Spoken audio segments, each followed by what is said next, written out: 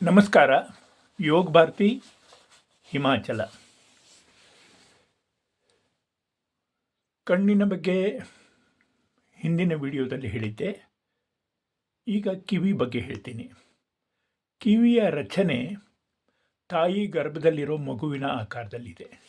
ತಲೆ, ಸೊಂಟ, ಕಾಲುಗಳು, ಬೆನ್ನು, ಹೀಗೆ. ತಾಯಿ ಹೊಟ್ಟೆಯಲ್ಲಿ ಉಲ್ಟಾನೇ ಅಲ್ವ ಇರೋದು, ತಲೆ ಕೆಳಗಡೆ ಇರುತ್ತೆ. ಅದಕ್ಕೆ ಇದು ಶರೀರದ 25 ಪಾಯಿಂಟ್ಸ್ ಇದೆ ಆರೋಗ್ಯ ಸುಧಾರಿಸ್ಕೊಳ್ಳೋಕ್ಕೆ. ಶರೀರದಲ್ಲಿ ಶಕ್ತಿ ಸಂಚಾರ ಸರಿ ಆಗಲಿಲ್ಲ ಅಂದಾಗಲೇ ಸಮಸ್ಯೆ ಬರೋದು.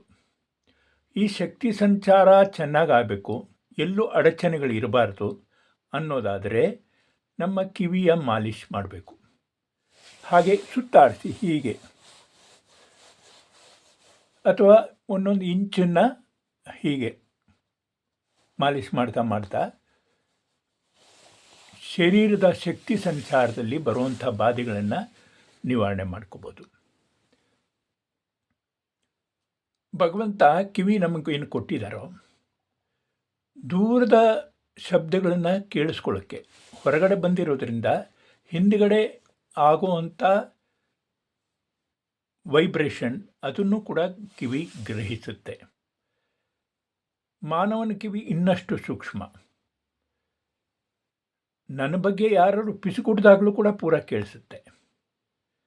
ನನಗೆ ಬೇಡ ಅಂದಾಗ ಕಿರಿಚಿದ ಮಾತು ಕೂಡ ನಾವು ಗಮನಕ್ಕೆ ತಗೊಳ್ಳೋಲ್ಲ. ಅಂದರೆ ಇಷ್ಟು ಕಿವಿ ನಮ್ಮದು ಸೂಕ್ಷ್ಮ, ಬೇಕು ಸಹ. ಕಿವಿಯ ಒಂದೊಂದು ಭಾಗನೂ ಕೂಡ ಒಂದೊಂದು ಶರೀರದ ಭಾಗನ ಅಕ್ಯುಪ್ರೆಷರ್ ಪಾಯಿಂಟ್ ಮಾಡಿ ತಿದ್ದುತ್ತೆ, ಸುಧಾರಿಸುತ್ತೆ. ಹೆಚ್ಚು ಇಲ್ಲಿ ಓಲೆ ಹಾಕೊಳ್ಳೋದು ನೋಡಿರಬೇಕು, ಮನಸ್ಸಿನ ನಿಗ್ರಹಕ್ಕೋಸ್ಕರ. ಅಮೃತಸರದಲ್ಲಿ ಒಬ್ಬ ರೈತನ ಬೆನ್ನುಮೂಳೆ ತುಂಬ ಸೊಟ್ಟಗಾಗಿತ್ತು.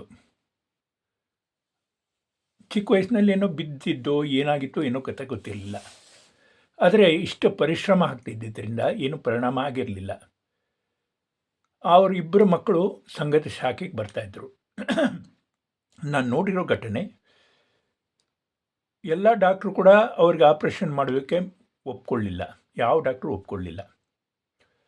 ತಿರುಗಿ ಅಡ್ಜಸ್ಟ್ ಮಾಡೋದು ತುಂಬ ಕಷ್ಟ ಅಂತ. ಬೆನ್ನುಮೂಳೆ ಒಂದೊಂದು ಸೈಜು, 33 ಮೂಳೆಗಳು ಬೇರೆ ಬೇರೆ ರೀತಿ, ಆಕಾರ, ಕೆಲಸ ಬೇರೆ ಬೇರೆ. ಆದರೆ ಕಿವಿಗೆ ಓಲೆ ಹಾಕಿ ಸರಿ ಮಾಡಿದ್ದು ನೋಡಿದ್ದೀನಿ ನಾನು. ಹರ್ಜಿತ್ ಸಿಂಗ್ ಜಿ ಅಂತ ಅಮೃತಸರದ ಛೇರಟಾಲಲ್ಲಿ ಇರ್ತಾರೆ. ಹಾಗೆ ನಾಥ್ ಸಂಪ್ರದಾಯದಲ್ಲಿ ಕೆಳಗಡೆ ರಿಂಗ್ ಹಾಕುವಂಥದ್ದು ಇರುತ್ತೆ. ಆ ರಿಂಗ್ ಹಾಕಿದ್ರೆ ಕಾಮವಾಸನೆಯ ನಿಯಂತ್ರಣ ಆಗುತ್ತೆ ಅಂತ ಅವರು ಮಾಡಿಕೊಂಡು ಇದ್ದಾರೆ, ಅದರ ವಿಶ್ವಾಸ. ಹೀಗಾಗಿ ಲಂಬಾಣಿಗಳು ಇಲ್ಲಿಂದ ಹಿಡಿದು ಇಲ್ಲಿವರೆಗೂ ಹಾಕುತ್ತಾರೆ. ಕಿವಿ ಕೇವಲ ವಾರಕ್ಕೆ ಒಂದು ದಿವಸ ಸ್ವಲ್ಪ ಸಾಸಿವೆ ಎಣ್ಣೆ ಅಥವಾ ಕೊಬ್ಬರಿ ಎಣ್ಣೆ ಕೇಳುತ್ತೆ, ಇದನ್ನು ಹಾಕಿ ಹೀಗೆ ತಿಕ್ಕಿದ್ರೆ ಜೀವನ ಪರ್ಯಂತ ನಮ್ಮ ಕಿವಿ ಕೇಳಿಸ್ತಾ ಇರುತ್ತೆ.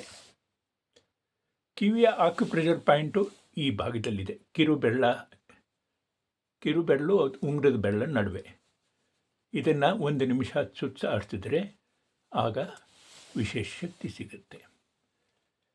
ಹೀಗೆ ಕಿವಿಯನ್ನು ಉಳಿಸ್ಕೊಂಡು ಹೋಗಬೇಕು, ಕೊನೆ ಉಸಿರುವರೆಗೂ ಚೆನ್ನಾಗಿ ಕೇಳಿಸ್ಕೋಬೇಕು ಅನ್ನೋದಕ್ಕೋಸ್ಕರ ಈ ವಿಷಯಗಳನ್ನು ನಾನು ನಿಮ್ಮ ಮುಂದೆ ಇಟ್ಟಿದ್ದೀನಿ. ಮುದುಕರು ಸಿಕ್ಕಿದಾಗ ಅವ್ರಿಗೂ ಇಲ್ಲಿ ಮಾಲಿಷ್ ಮಾಡೋಕ್ಕೆ ಹೇಳಿ, ಹೀಗೆ ದಿನದ 100 ಸತಿ ಮಾಲಿಷ್ ಮಾಡಿದ್ರು ಕೂಡ ಕಿವಿ ಚೆನ್ನಾಗಿ ಕೇಳಿಸೋಕ್ಕೆ ಶುರುವಾಗುತ್ತೆ.